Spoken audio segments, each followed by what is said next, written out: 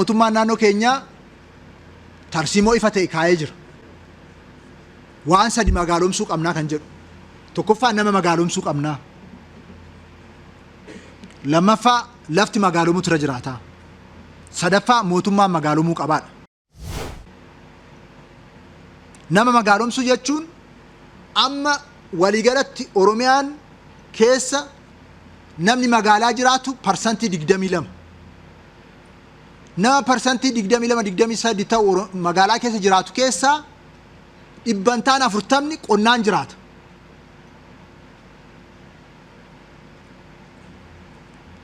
Dhibbantaa 40 oltu qonnaan jiraata.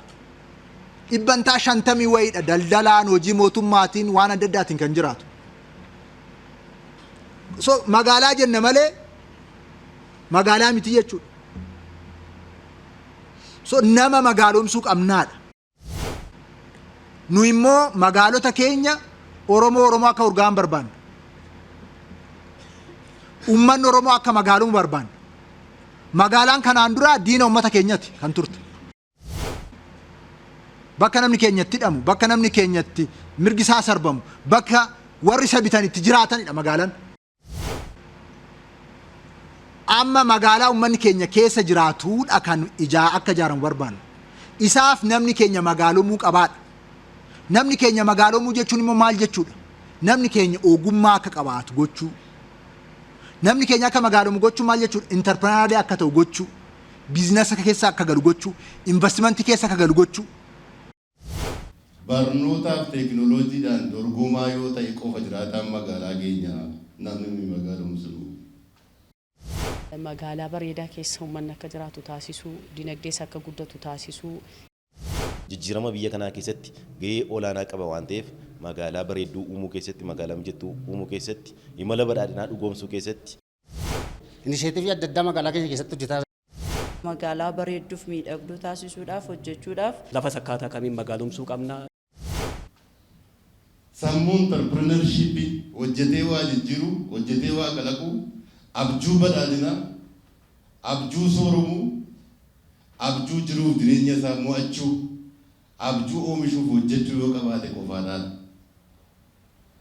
Kanaafuu nama entrepreneur ta'eetu magaalaa keessatti uumnaa. Gama biraan harka callu malee taa'u otoo hin ta'in harka hojii uumuu danda'u. Magaalaaf Oromoon duddaaf garaa ta'anii akka turanii fi hubannoon hawaasa keenyaas baay'ee salphaaf gadi bu'aa kan ture.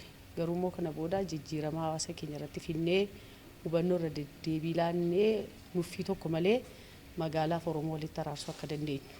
Keessattuu dinagdeedhaanii hojii inisheetiivii gadi bu'een qonna magaalaa dabalatee hojii kilaasteraa furdisa horii aannanii horsiisa lukkuuf kan kana fakkaatan irratti hawaasni keenya bal'inaan hirmaatee dinagdee isaa akka fooyyeffatu taasisu.